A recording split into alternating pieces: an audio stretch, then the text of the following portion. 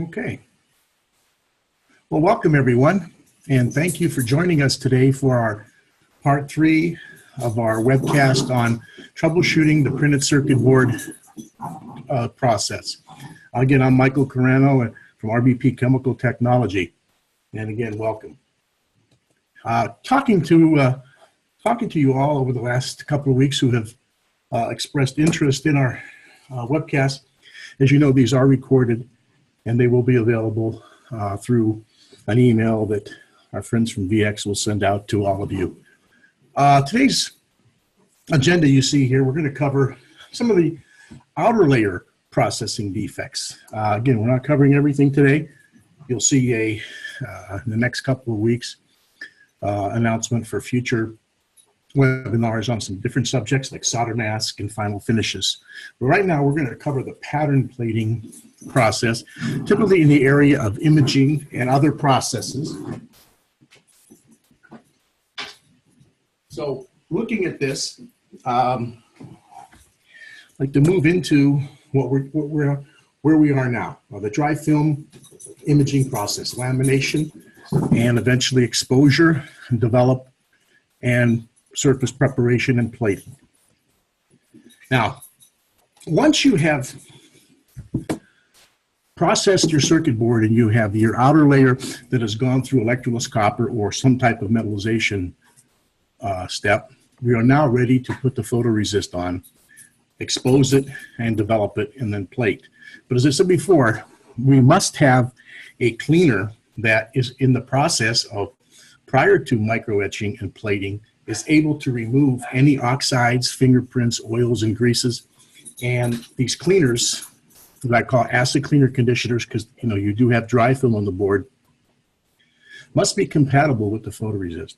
I see a lot of issues out there in the industry where fabricators try to get overly aggressive with the pre-plate cleaning process, and what ends up happening is they are actually doing more damage to the sidewall of the photoresist, and can actually cause some of the materials inside the photoresist to leach out onto the surface that you're eventually going to plate. And that's going to lead to an entire gamut of problems that we'll discuss as we move through the webcast today. Now, one of the key performance indicators that I look at is very simple. You don't have to have expensive instrumentation to determine whether or not your surface is clean, although it doesn't hurt to have, an opportunity to do that. But one is very, very simple. It's qualitative, not quantitative, but it's the water break test. I'm sure some of you have, washed your car, and you have, even though you've waxed, put a coat of wax on your car, if you've done a really good job of waxing your car, you have that film on the car. And even though the car is clean, the beauty of a wax job is it prevents, water from forming a sheet on your car. So the water actually beads up. Now, on a waxed surface of your car, that's a good thing. But having water beading up very quickly on your circuit board after you thought you cleaned it is not a good thing, because that means the surface really isn't clean. So a simple water break test is dip your board in running water or even one of the rinse tanks on the line, and if it holds a sheet of water for 10 to 15 seconds, you have a fairly clean surface. As you can see on the right, I'm showing you a photo of a board that has the water has beaded up very quickly. That is not a clean surface, so beware of that. Minimize any drag outs or contaminants of the other chemistries that can also affect that. Okay, so now that you've got the surface, you can now go into exposure. And you all know how to do that. Of course, you expose either using laser direct imaging to write your image, or you use a photo tool to pass ultraviolet light through the photo tool and polymerize the resist that sees the ultraviolet light.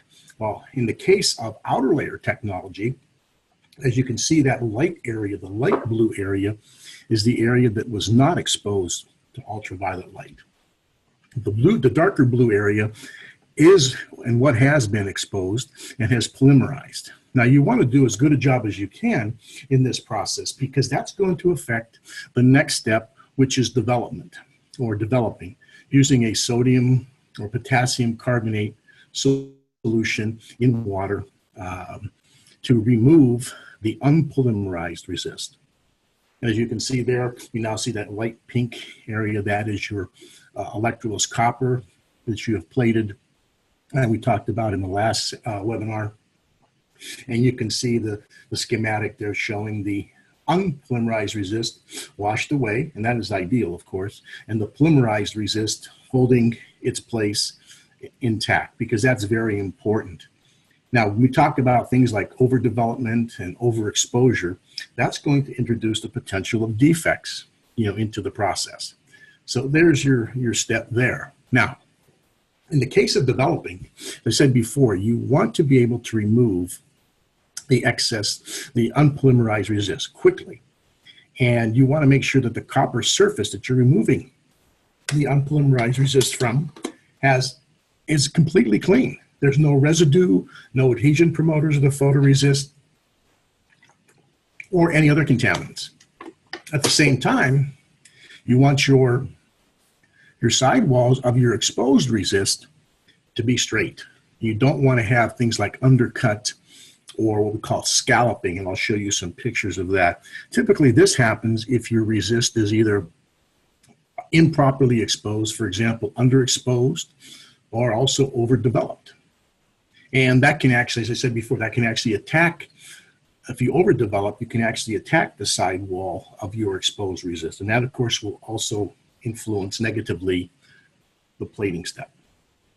Now, those of you who aren't, again, this isn't really a science course, but typically the chemical composition of a photoresist has some general materials in them. From one supplier to another, they're going to maybe have some differences in the photoinitiators and adhesion promoters, but by and large, you can look at the ingredients here, what is typically in a photoresist. During the exposure process, the monomers, of course, become cross-linked by the action of the ultraviolet light, and it makes the exposed resist now turn into basically a different type of material, one that's more resistant to chemicals, particularly developers. And this is typically what is in this material. Why it's important is very simple, because a lot of people, when they run a process and they're doing developing, they think the copper is clean because it looks nice and pink or nice and shiny. But what is left behind are potentially some adhesion promoters from the photoresist that were not properly cleaned or developed away. You can also have issues where you have some of the ingredients of the photoresist, what I call locked into the surface. And instead of developing cleanly, those locked in residues remain on the surface and then can cause issues with plating, such as pits and mouse bites and peeling. And we'll talk about that very shortly. Now, what can we do to get good development? I mean, how do we follow this process? Now, what you can see here is there's a concept of breakpoint. And when you've worked with photoresist suppliers and even the engineers in your own facility, they talk about the part of the machine. Again, we're typically talking about developing in a conveyorized process where the board's moving at several feet a minute through the developer. One of the areas we want to look at is where, as the board is moving through the developing chamber, at what point in the chamber does the board look like it has been completely developed? In other words, where is the resist washed off at? We call that wash-off point. Well, I like to see a break point of somewhere between 40 and 50% of that chamber, where I can see, like you can see here on the leading edge of this panel, you can see bare copper. And on the left side, part of the panel that's dark black or blue hasn't quite made it into the chamber yet. The resist hasn't been developed away. So typically, if you have a 4-foot chamber, a developing chamber, and I say break point of 50%, that means by the time the board reaches the midway of that 4-foot chamber, in other words, 2 feet, that would be a point where the resist is, the developed resist is being washed away. So we call that the break point. Now, what's the danger of having low of a break point, let's say 30%, 20%. Well, if your resist is breaking that early in the chamber, it could very well mean you're overdeveloping, or it could also mean your resist was not properly exposed. So if it's underexposed, you know, I'm sorry, in case of, if it's underexposed, in that case, it's breaking so fast, that means that your resist that you did expose and polymerized is also going to be compromised later on as well. Now, I also show this slide because you can see the spray pattern is far from uniform. You see those tails, I call them tails or flames, as the board is moving through the chamber. That is an indication of something wrong mechanically with the developer. Typically, the nozzles are clogged. The spray nozzles are clogged with resist that hasn't been properly filtered through the machine, and it clogs the nozzles, and then the nozzles don't provide sufficient pressure and sufficient volume of chemistry to the panel to develop it away. It can also mean the nozzles aren't oriented properly towards the panel to get the most effective removal of the unpolymerized resist. So keep that in mind. If you see a pattern like this, you know, that can be an issue. So again, looking at the slide for development, we want a clean copper surface free of any resist residues, adhesion promoters, redeposited resist that gets sprayed back on to the panel. And we want the polymerized resist to remain intact without any attack on the sidewalls or lifting, etc. Okay. When you run, the proper way to run a developer is, especially on higher volume fabricators that are running, you know, maybe a couple hundred panels an hour or more, you want to have as tight a control of your developer solution as possible. And that's why we recommend pH control, because typically alkaline photoresist develop cleanly somewhere between a pH of 10.4 and 11.0. And most resist are formulated in that area to be developed away at that pH. If the pH gets too high, what happens is it now starts to act almost as a resist stripper.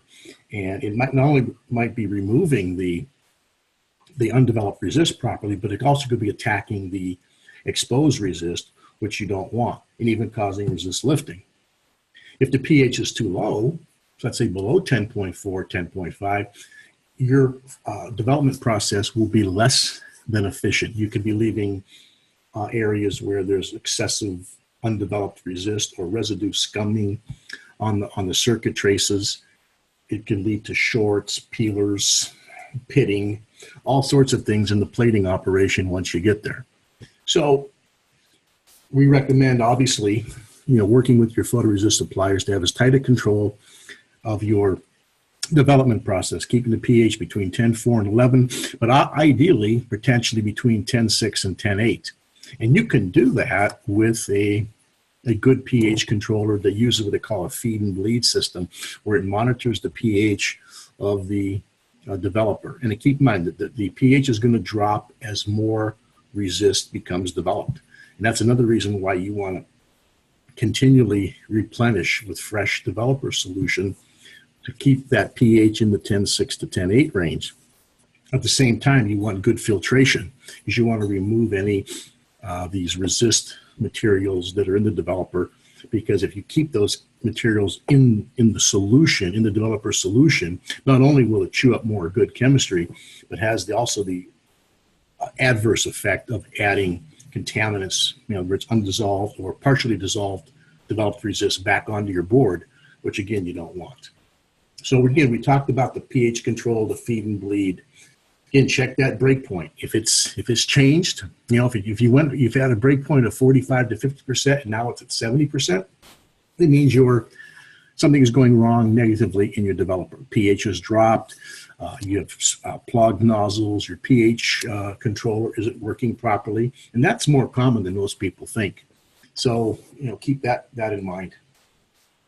When we look at failure modes, and we're going to talk more about these now as we move through the pattern and plating process.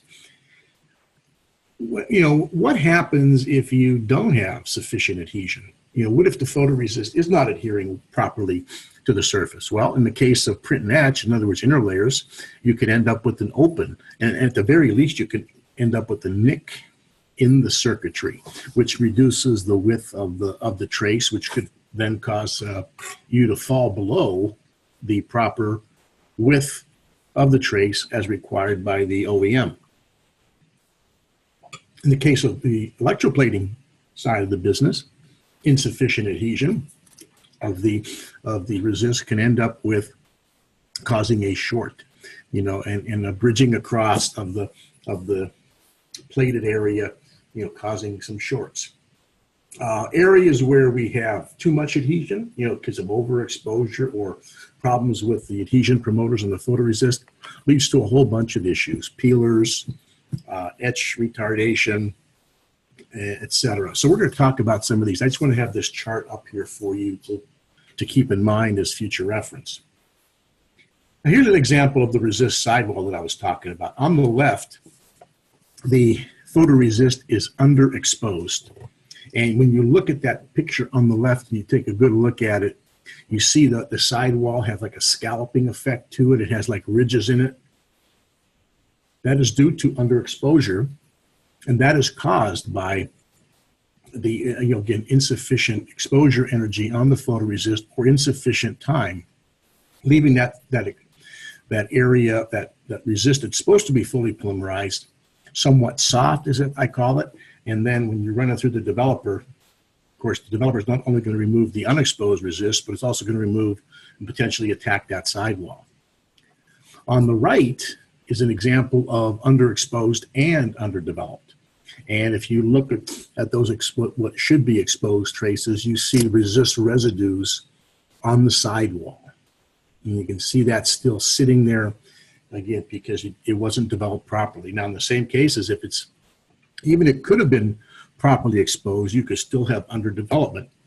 And when it's underdeveloped, you are leaving, resist residues, adhesion promoters, etc., not only on the sidewall of the exposed resist, but also on the area that you're subsequently going to electroplate. And that will lead us to a whole host of problems. Not only is developing a chemical operation, but it's also mechanical. That's why we use these conveyorized pieces of equipment that spray the developer chemistry, through a high pressure spray rinses to make sure it not only breaks up and dissolves away the unexposed resist, but at the same time helps to remove the unexposed resist residues quickly from the panel.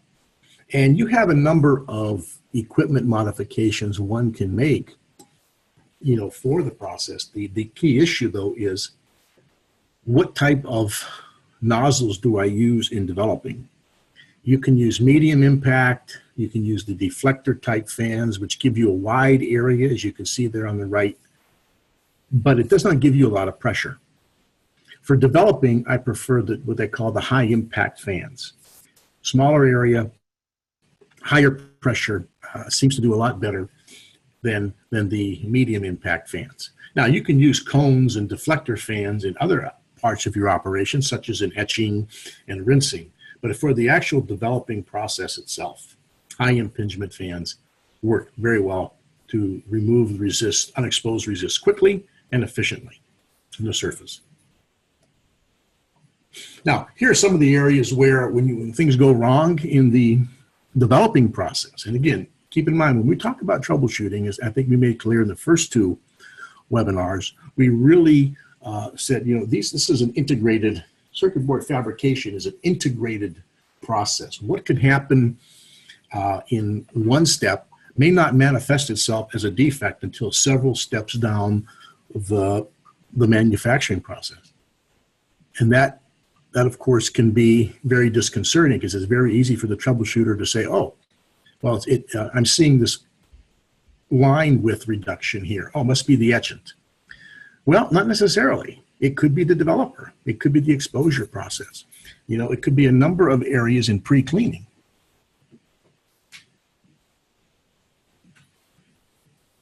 So when you look at this type of photo there and you see that ragged trace, there on the conductor. Even though that may not be a defect, or I should say a non-conforming defect, it still is what I would call a process indicator. Something is not right in developing exposure and etching, as an example. This could be very well, since that's the plated trace, which would have been the trace that it was developed away, that ragged trace could have meant overexposure and underdevelopment. It could mean a number of things. And on the right, you see the circuit trace is almost etched away at one point. Something was wrong there. Did the resist lift from the surface just at that point, allowing the etchant and the chemistry to get underneath it? That's where, troubleshooting skills, looking at and mapping the process and understanding what is going on chemically and mechanically in the fabrication process is going to be very, very important. All right, so let's talk about how these issues in imaging, developing, etc., can lead to plating defects. And we're going to cover now, because we're all going into the electroplating process, plating that electrolytic copper deposit on the traces and in the hole. And to me, electroplating in the manufacturing process is really, acceptability is going to be judged by a number of criteria. One of them is the uniformity of the plating. Another is the adhesion, of course, of the copper to the surface. Also, we're going to look at the uniformity of the trace. Are there nodules, or are there roughness, inclusions, or there barrel cracks? Is the copper sufficiently ductile to stand up to the various thermal cycles that a circuit board is going to see, not just in manufacturing, such as assembly, but also when the board is in service, whether it's in an airplane or automobile, medical device, etc. So when we talk about plating, there's a number of things that are under the control of the fabricator, and there may be some variables that are, that could easily fall out of the control and lead to defects. So I don't want to, dissuade you from anything here, because these become, very insidious problems. And if you don't jump into them quickly, the defects will mount and you'll have a real solid concern on your hands. All right, so let's talk about one of the most common problems that I see is copper to copper peeling. This is when the electrolytic copper is peeling from the electroless copper. And so since we are talking about pattern plating here, where we've gone through dry film lamination, exposure, and development, we now go into the cleaning, the pattern plate line, where we're using acidic cleaners followed by the micro etch and plate. This is where, and you can see the trace there peeling from the surface, is very simply, could be incomplete development. It could be oxidation on the copper that wasn't cleanly removed. To me, though, when I see this, I get concerned about the fifth bullet point down, inadequate pre-plate cleaning. Did the acid cleaner remove the additional residues on the surface? And did I rinse properly? Now, typically, as I said before, in the pattern plate process, since photoresists are alkaline soluble, you can't use an alkaline cleaner. You have to use an acidic soak cleaner. And those typically are mixtures of acids, phosphoric, sulfuric, hydrochloric, also with some functional materials in there, surfactants, to help aid in the cleaning process. But you have to remember too, and if you've ever walked down a line and you see foaming on your acid copper plating tank, you wonder where that foam came from. That could very well be from poor rinsing of the pre-plate cleaner, because there are surfactants, right? There are functional materials in with the acids in these pre-plate cleaners to enhance the cleaning of the surface. Well, if you rinse improperly, or you drag out chemistry, the cleaner ends up being dragged into the plating line, and you're going to get foaming, which is going to cause you more problems coming out of acid copper plating, pits, nodules, etc. So make sure you use adequate rinsing water, amount of rinsing volume, to ensure proper cleanliness and removal of any drag-in chemicals. Now, another area of concern is pitting. And pitting can be seen, and typically it's random. You look at, sometimes I've seen pitting on one side of the board, but not the other, which can indicate, you know, a directional issue or a plating issue that way.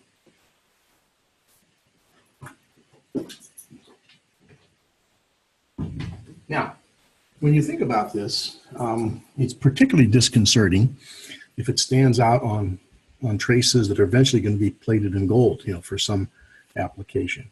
And if it's gold, the pitting is going to stand out, you know, and really drop concern because gold being a brighter finish. So where is the pits coming from? It's coming from a number of areas.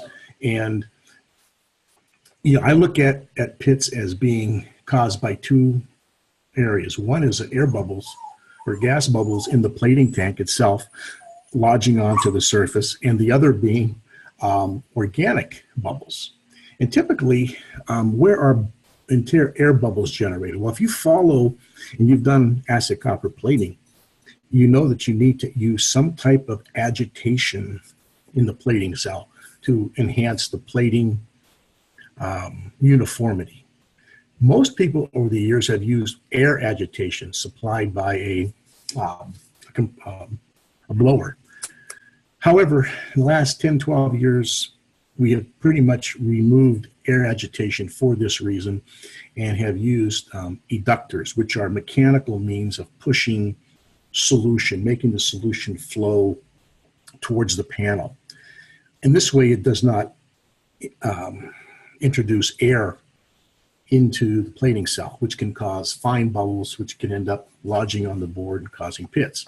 However, you still have, if you're running your acid copper line or any plating line properly, you are using filtration.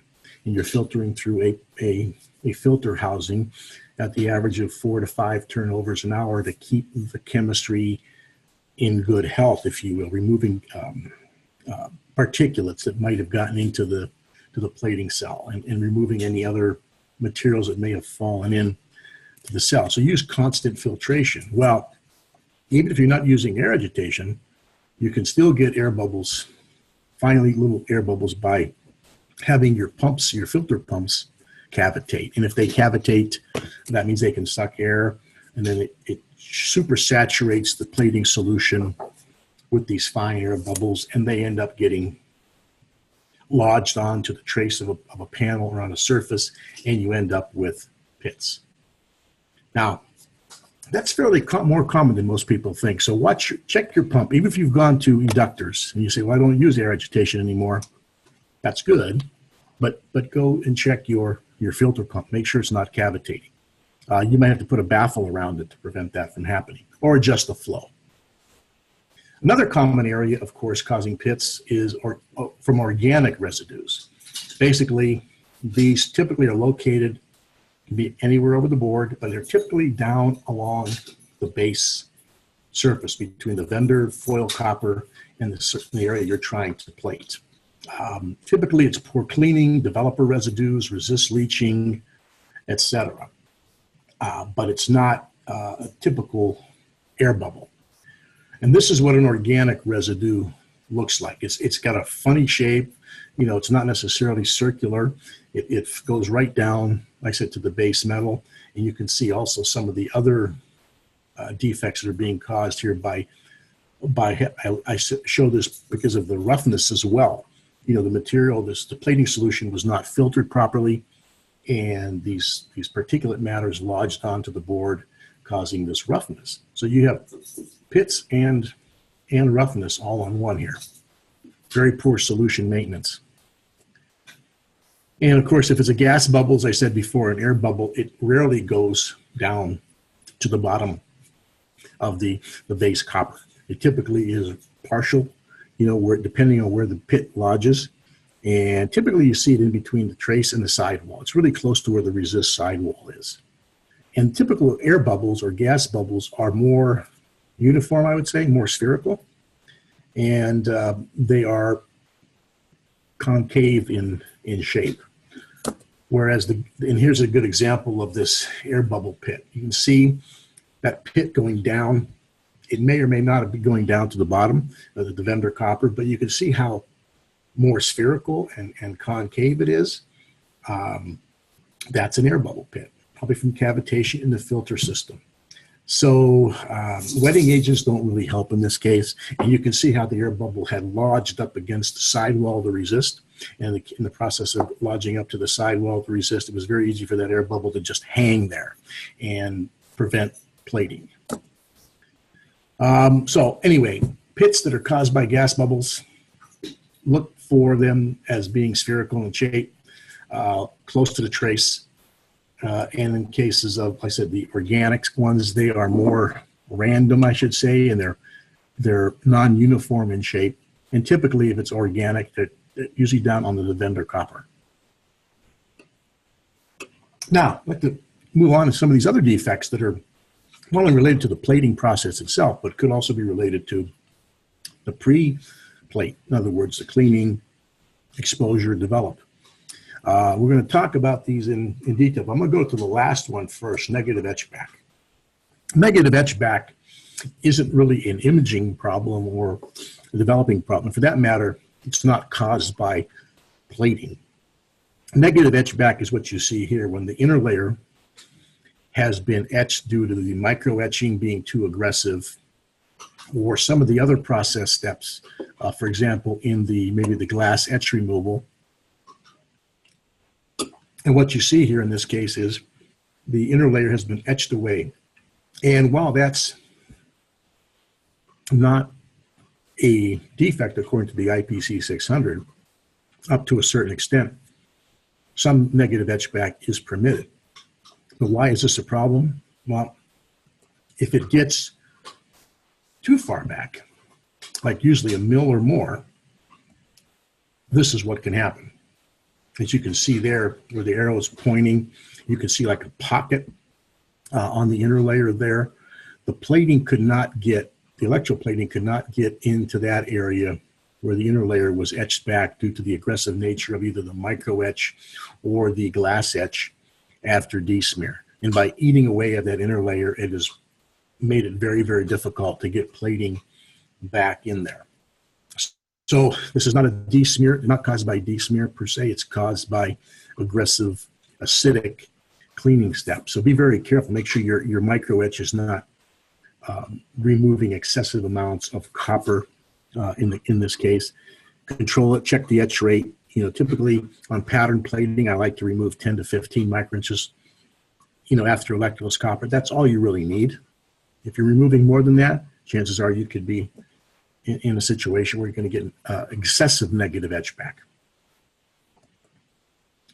Now, here's some more of these developed etch. Remember, I told you earlier, too, that if the resist is not adhering, even if it's just one area of the trace, and you can see on the left, you see the exposed resist there.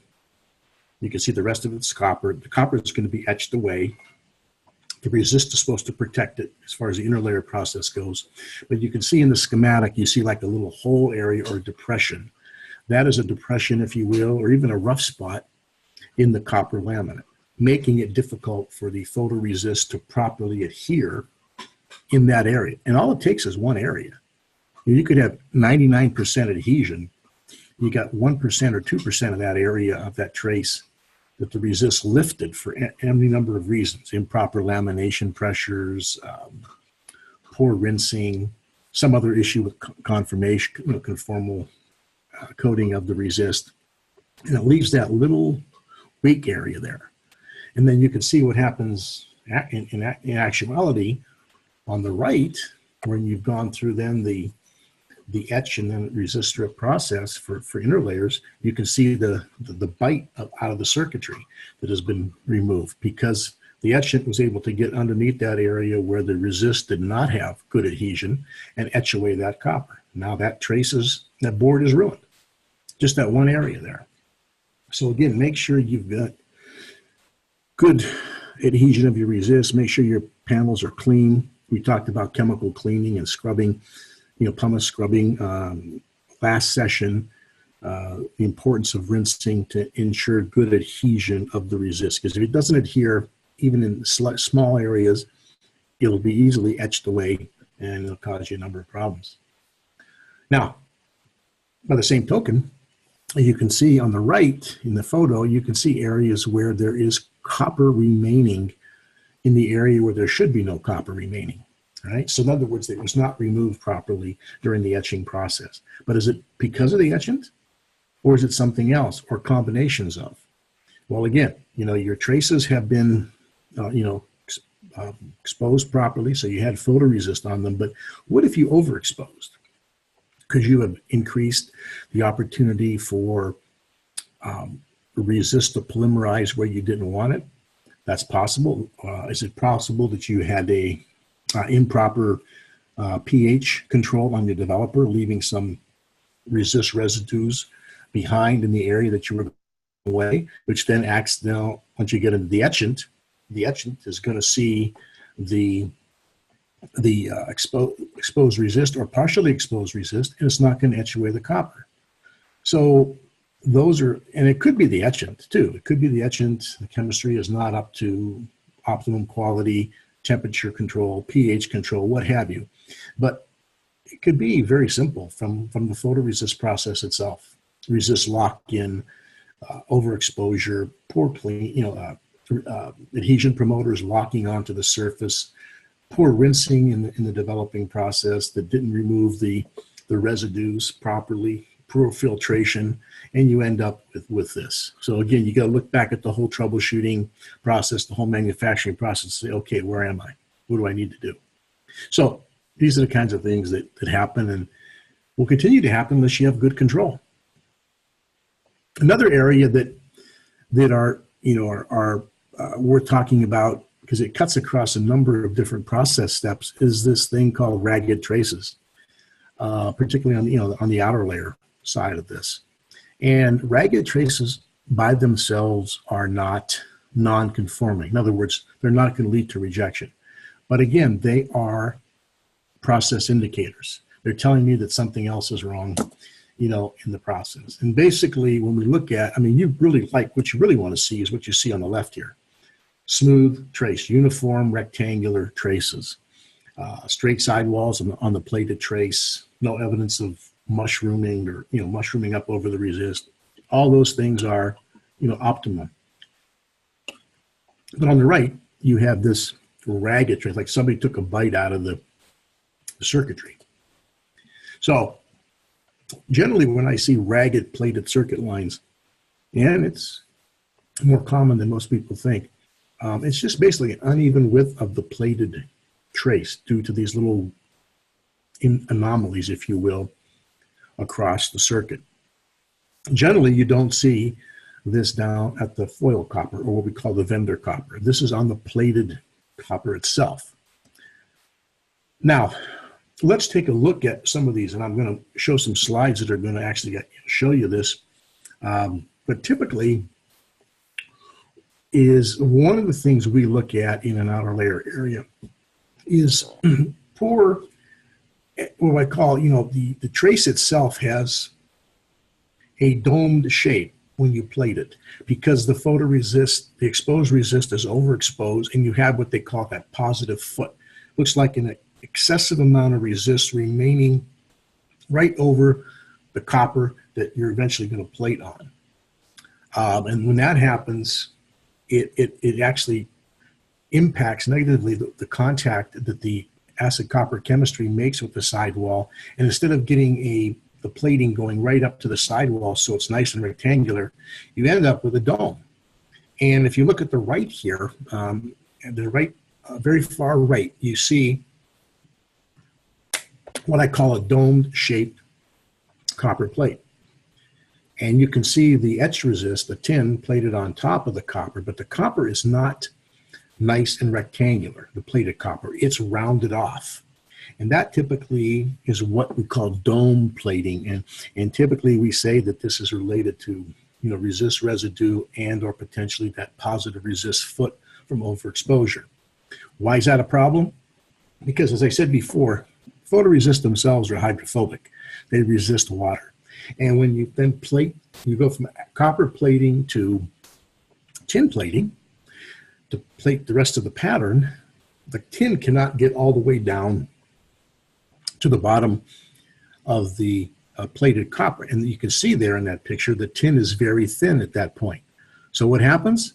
You go into resist strip and then final etch. And what does the etchant do? It attacks that thin area of tin, and that then etches away some copper, and thus you get what you see on the left, the uneven or ragged trace.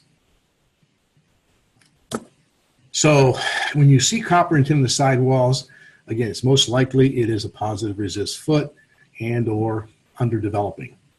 Now, you can also have the issue of ragged traces caused by the photoresist itself. In other words, where we have actually overplating of the copper, and I'm going to show you that in a minute, but you can see here some of the resist, because of overplating, the resist actually gets trapped onto the plating. And you can see the picture on the left. You see that resist there? It got trapped underneath the plated copper because the plated copper was too thick.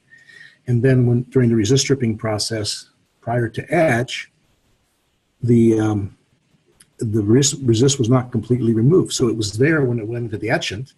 And typically you're etching outer layers in alkaline etchant. And even though then it removes the remaining part of that resist there, but again, it acts to impede uniform etching, and you get that situation that you see there on the right, the ragged trace. And again, if it's a resist issue where resist is impacting itself onto the whole wall or onto the trace, then the roughness or the ragged trace can be anywhere, either on the vendor copper or the plated copper itself. And here's an example of overplating, and I see this all the time. Either the fabricator wants to use a thinner resist to save cost, or doesn't have good control of the electroplating process. So typically we end up with poor plating distribution in some areas of traces because of normal electronic effects of plating a circuit board. We end up getting overplating onto the surface, and when it overplates, then the tin or the tin lead etch resist is plated over that, and now we have the potential for the photoresist, as you can see here, to get entrapped under that overplated trace, which then acts to prevent plating or removal of the resist during the etchant, and you end up getting a rough trace. So again, control your plating here, understand effects of current density, cell design, etc. And we'll have in future topics, we'll talk about how to properly set up an acid copper plating cell. There's some of the mechanical best practices and also the chemical best practices to ensure good uniform plating. So stay tuned for that, as we'll be announcing our new schedule sometime after Apex. And again, here we go. Here's the example showing you here the incomplete resist stripping on this copper sidewall. Could be because of incomplete stripping, could be because of overplate, and again, that ends up causing some issues. In this picture, what about developed residues left? And a good example there on the left, you can see the developer resist residues left along the sidewall. And a lot of times you don't see this, when you're inspecting, because you go right into the next step, which is electroplate. Then you go in and you plate your trace like you're supposed to, and then those residues are still there, and you end up seeing what you see on the right here. After the board has been fabricated and resist stripped and etched, you've got this ragged, rough-looking plated trace because of the residues that were left there. Even lucky here that the resist or the plated circuit didn't peel, because that's a good area where that can happen. So again, when you look at ragged lines, you're looking at a top view of a ragged line here. As I said before, it's a process indicator, but nonetheless, it tells you that there's problems. So look at that very carefully. Look at your exposure, your development, the adhesion of your resist, all those type of steps. Is your pre-plate cleaning too aggressive? Is it causing resist leach out? Are you getting that positive foot that's leading to the dome plate? All of those things become issues. And again, just take a look at these two photos. And again, it helps to understand what I was talking about earlier between air bubbles and, and things like organic issues. On the right, you can see what looks like a very uniform pit, right? And you can see the lighter area is the electroplated copper. You can see the resist sidewall there, and you can see that pitted area where there's no plating. And you can see that it's concave in shape and fairly uniform. That is most likely caused by an air bubble or a gas bubble, whether it's from if you use air agitation, or it could also be because of the pump cavitating and supersaturating the plating solution with fine air bubbles. But on the left, it's something different. Yes, it's still a pit, but what do you see there? You see the sidewall. You see now the copper looks very non-uniform, but if you look in the area where there is no copper, look very closely, you don't see vendor copper there. You see what looks like a residue. And yes, that's correct. That is a developer resist residue that was not the resist was not properly developed. So in that area, it left some organic on that copper surface, probably from the binders or the adhesion promoters. It wasn't properly developed away, or maybe it was overexposed, causing excessive polymerization in the area where you didn't want polymerization to take place, and thus that causes this non-uniform pit. So again, looking at the difference is very important to distinguish. So we talked about that, how to minimize ragged lines. It all comes down really to good shop practice, and this will give you a good feel for it. Plating nodules, again, a lot of times you don't see them unless they're really egregious, real big, high, heavy, rough spots due to improper filtration. They're typically random, but they really show up, just like pits, they show up really bad on gold-plated features. But again, you're allowed some roughness, but I prefer that you have good leveling of your acid copper. You've got surface free of any, residues or particulate matter, and that's where good filtration comes in. I like, people ask, well, we're using a 20 micron filter on my plating cell. Well, I prefer a 5 micron filter. Even though you might have to change the filters more often, it'll keep your plating cells much cleaner and free of these debris that can impact situations like you see here. And again, nodules can come from a lot of different places. It could come from particulate that was not filtered. It can be caused by, the filters breaking apart. It can come from the anodes themselves. Again, always bag your anodes. They do slough. They do have, copper oxide that can slough off, or residue can slough off of your anodes and get into your plating cell. If they get into the plating cell, they end up going right to the board, and they cause these roughnesses that you see here. So in addition to good solution filtration, keep good control of your, the anodes themselves, because they do have an effect on quality of your plating. Because there's not just chemical things going on here. There's what I call the mechanical things, the filtrations, the rectification, the racks themselves that hold the circuit board, and these types of things. They all work together. Now here's a very egregious example of poor cleaning, and it could also be resist residue. This is a pattern plated line, and when in doing the troubleshooting on this, the fabricator said, well, I have roughness, and it must be because of the plating cell. Well, it's true. You're seeing this roughness after copper plating, but let's look at it even closer.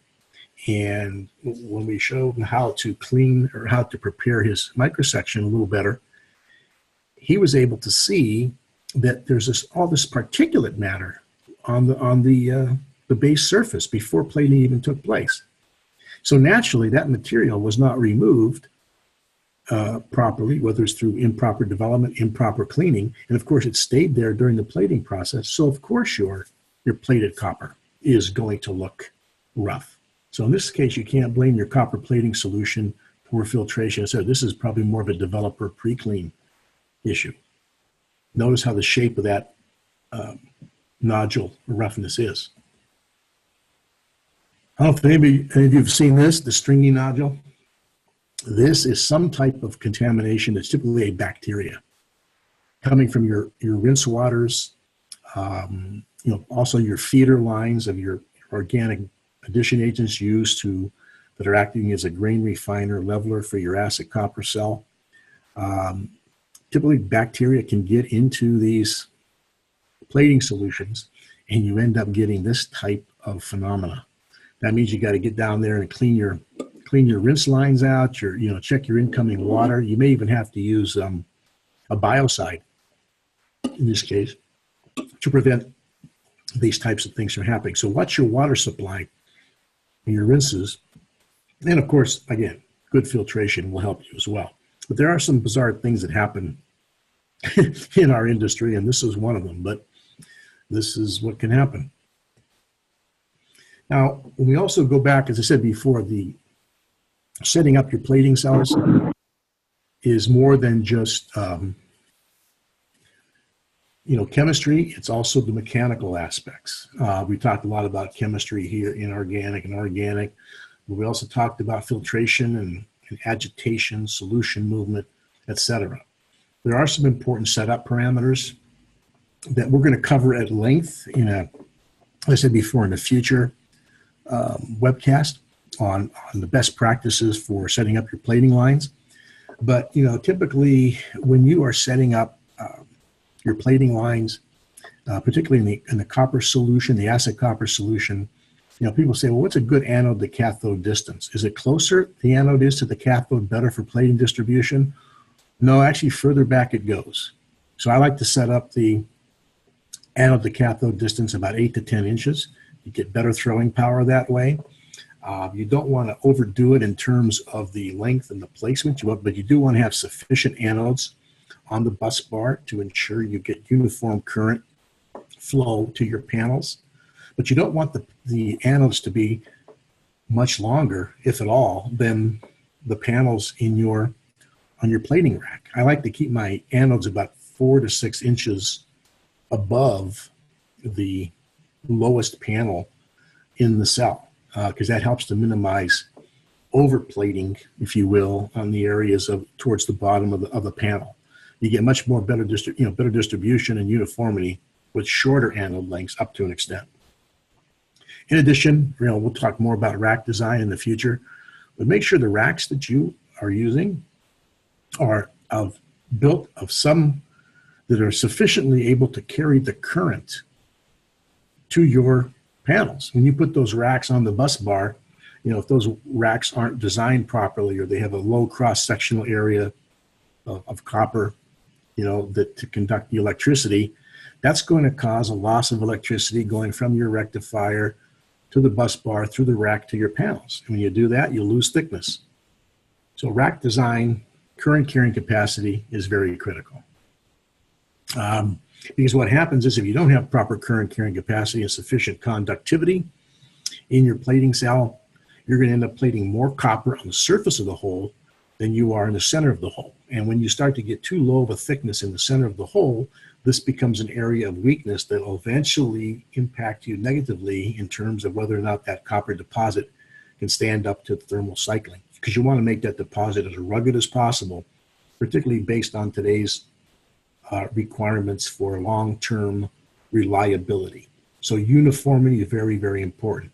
And keep in mind, the thicker the panels and the smaller the diameter of the hole, the more resistance there is through the panel. So that makes it more difficult for uniform copper plating to take place when that happens.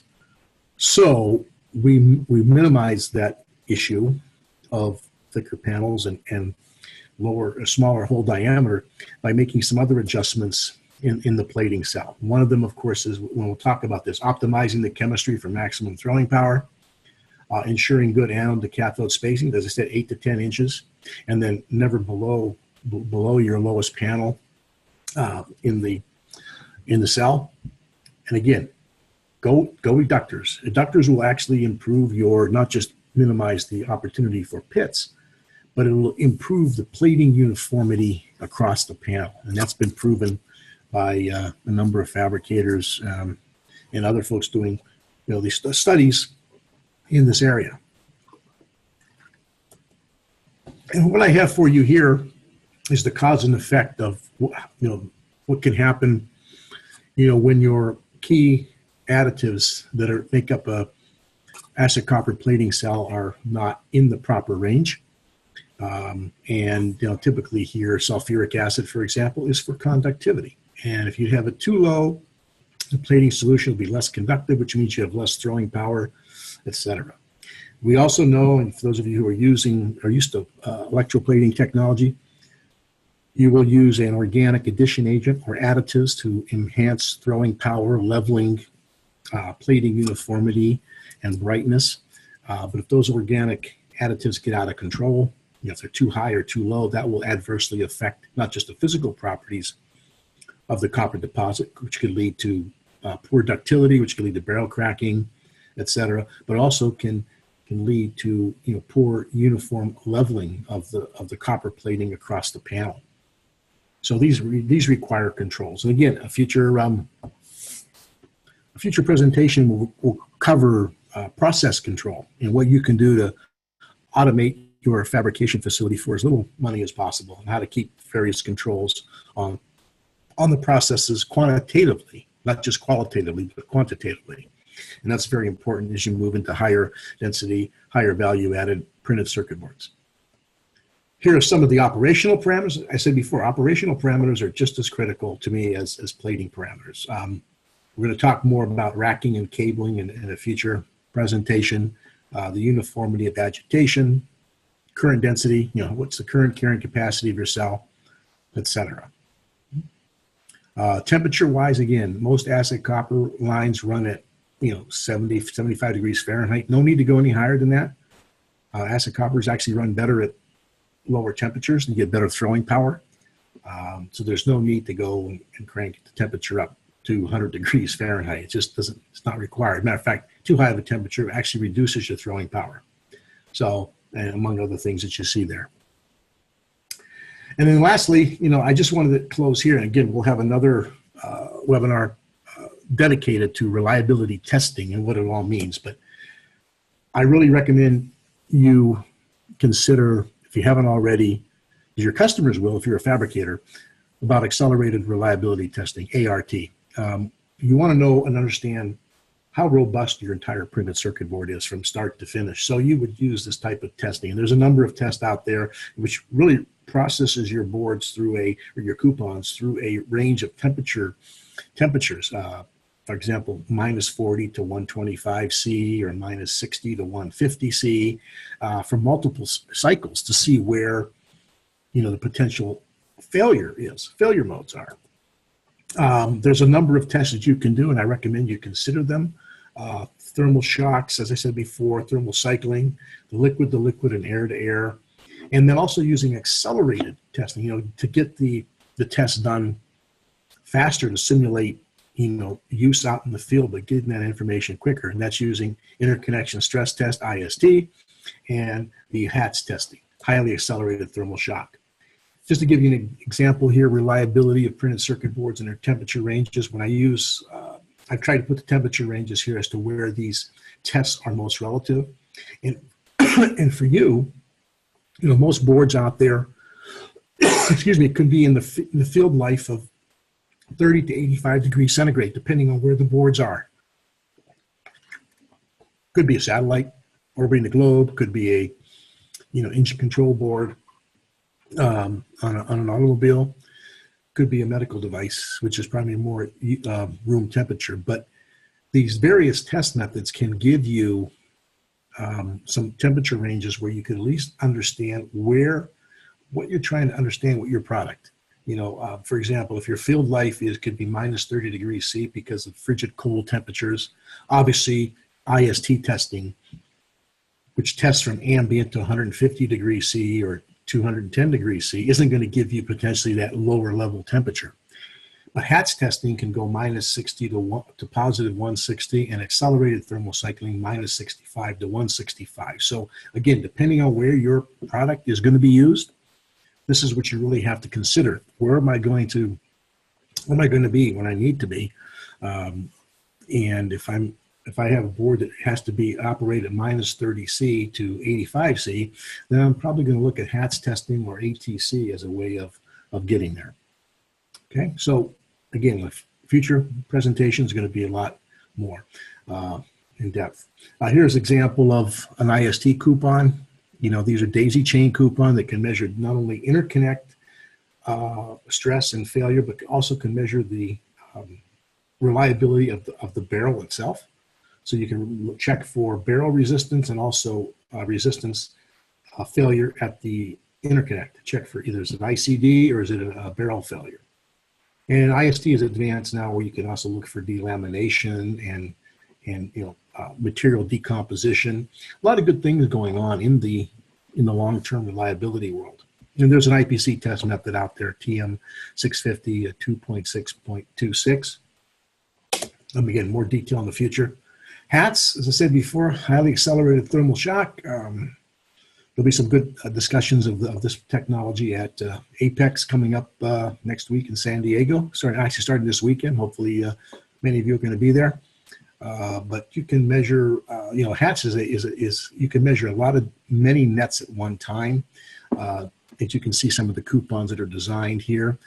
Those of you who are either subscribed to or part of this PCQR squared database, this is the method that is used to quantify and qualify, if you will, the different types of fabricators out there who are part of the PCQR squared database. They process these coupons on a regular basis and send them in for evaluation, looking for failures in the vias and through holes, buried and bind, and stacked vias.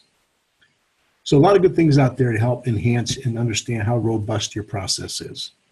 So with that brings us to the end of part 3 then of this first rendition of our webcast series.